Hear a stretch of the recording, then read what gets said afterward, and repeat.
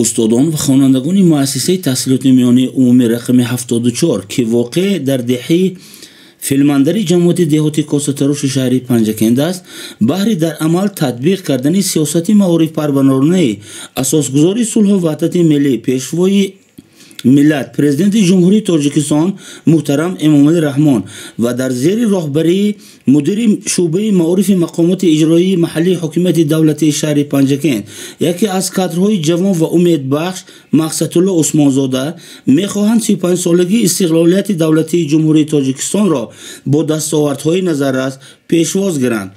من اسفندیار محکمزاده، دیرکتور مؤسسه تحصیلات میانه عمومی رقم 77 دهه فیلماندر از 1 یونیو سال 2023 همچون دیرکتور فعالیت دارم.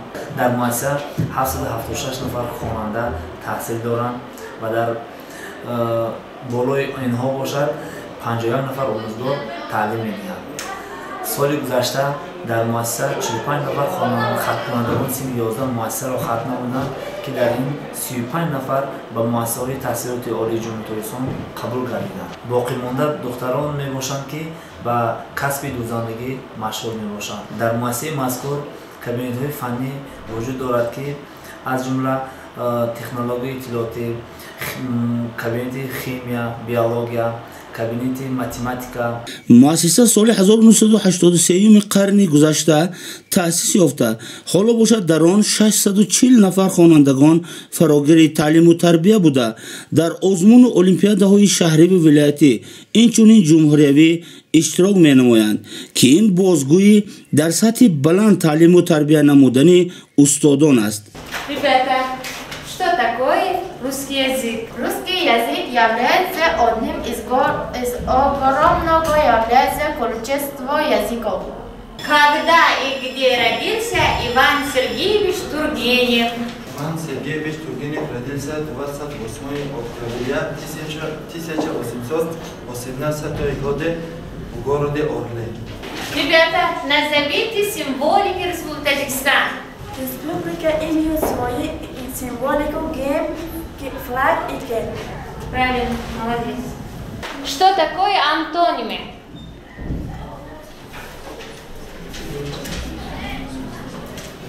Музыка. Антонимы слова противоположны по значению, например, знач ночь. Большой, маленький. خوانندگان عزیز، در مدت یک سال ما بسیار از فن تاریخ خلق تاجیک موضوعها رو از خود نمودیم. امروز درس نوی ما این درس نتیجه گیری می باشد. بچه ها حاضر من در این درس کمی سوال جواب می گذارم. هر یکی ما رو ضرور است که ما باید اول در باره دولت تاجیکستان معلومات مفید داشته باشیم. سوال چنین است: دولت تاجیکستان کدام سال استقلال شد؟ تاجیکستان 9 سپتامبر سال 1991 صاحب استقلال گردید. آفرین. اولین دولت تاجیکان کدام دولت به شمار می رود؟ اولین دولت تاجیکان دولت سامانیان به شمار می رود. آفرین. دولت سامانیان چگونه اداره کرده می شد؟ فاتح؟ دولت سامانیان از روی 10 تا دیوان اداره کرده می شد. آفرین. طاهر ابن حسین کدام سال وفات کرده است؟ میگی نه؟ دولت طاهریان طاهر ابن حسین سال 822 وفات کرده است. آفرین. خوانندگان عزیز، ما باید درباره پیشوای معظم ملت محترم جناب عالی معلومات داشته باشیم. پرزیدنت جمهوری تاجیکستان محترم امامعلی رحمان کدام سال در کجا تولد شده؟ پرزیدنت جمهوری تاجیکستان 1952 در دهه دنقره در عائله دهقان تولد شده. آفرین. بچه‌های عزیز، کتاب‌های پرزیدنت را نامبر کنید.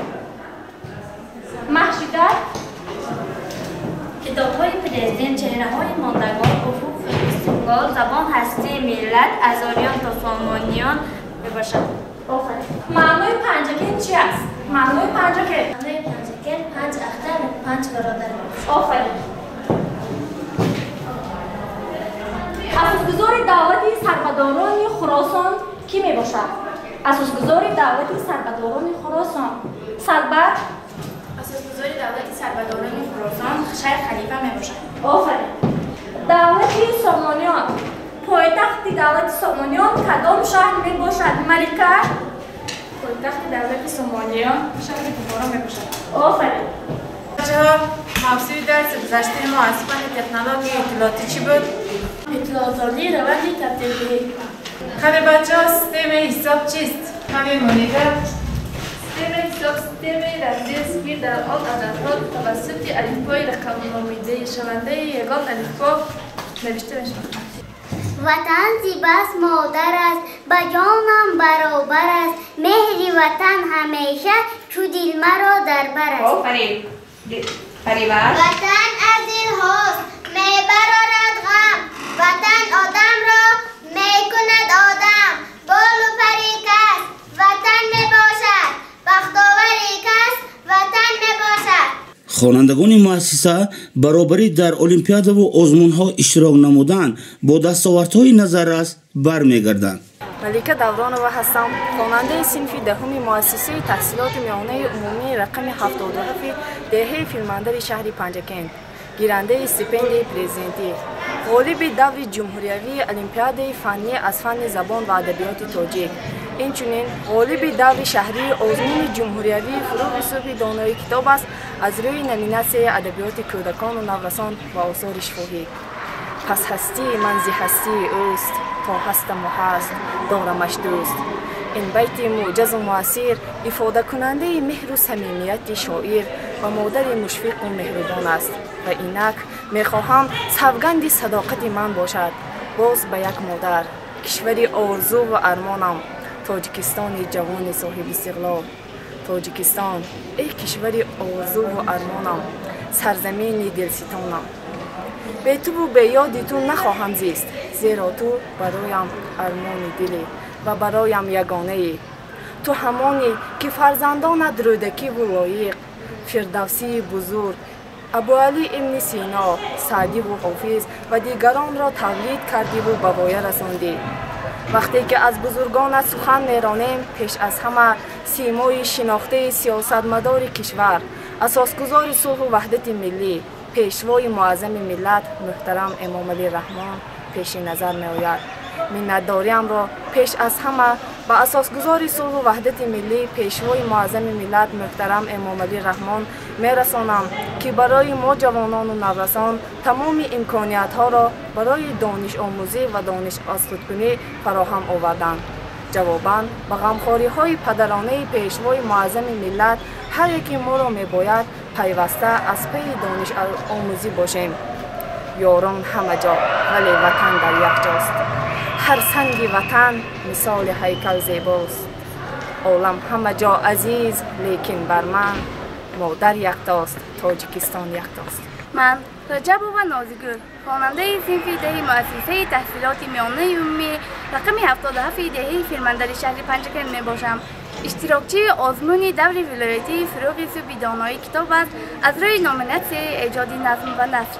اینچنین اشتراکچی دور شهری آزمون جمهوری این فروغ معرفت از روی نامیناسیون فیزیک و استرونومی می باشم. من پیش از همه منتداریم را به اساسگزار صلح و وحدت ملی پیشوای ملت پرزیدنت جمهوری تاجیکستان محترم امام علی رحمان می رسانم که برای ما نسل نورس چنین شرایط ها را فراهم آوردند.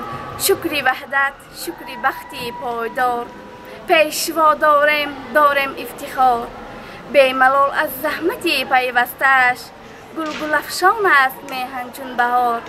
همراهش از ذوالجلال است ما خرمیش بهر هر کس انتظار. من نیاز و صدبر خواننده صنف 7 مؤسسه تحصیلات میانه عمومی رقم 77 دهه فیلمبرداری شهر پنجکند اشتراکچی آزمون ولایتی المپیاد از فن زبان و ادبیات تاجیک می باشم.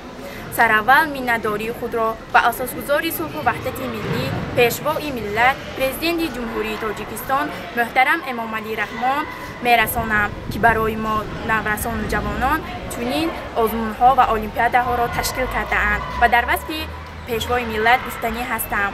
با شما پیشوای ملت راهی ما شد راه نصرت، شمس استقلال تابان آورد نو سعادت.